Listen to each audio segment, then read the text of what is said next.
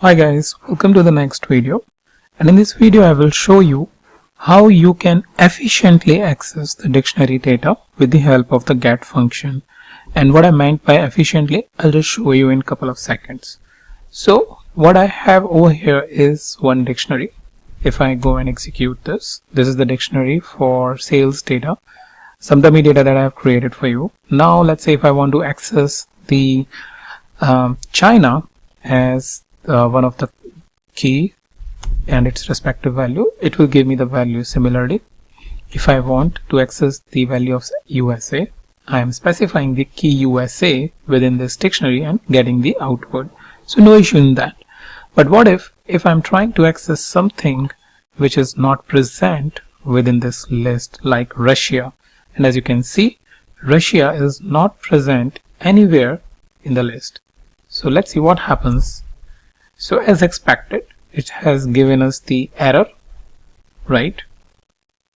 So that's where the get function becomes really handy. So for example, if I try to get the sales for USA, I am using get function and specifying USA as its key, like I was specifying directly over here within the sales and then the key. But when I'm trying to access the key Russia, which is not present within the dictionary, then let's see what it gives. Well, it did not give us any error. However, what we would really expect is some sort of an output. So what we can do is we can use the print statement or a print function to really see what it has returned. So it has returned none because it does not have Russia as a key.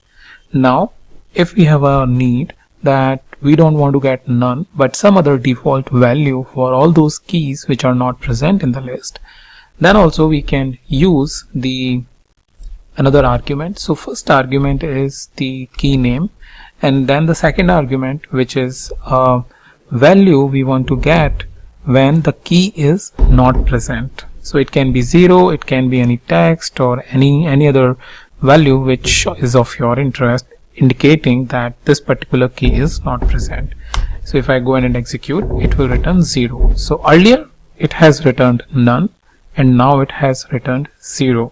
So that is the main benefit of using the get function, that either we can get none or 0 or any other default value for all those keys which are not present.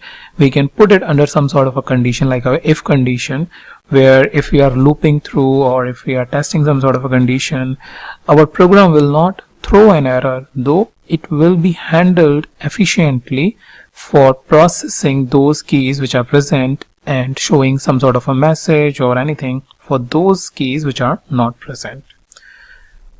So that's pretty much all I wanted to show you, and I'll meet you in the new video with a new topic.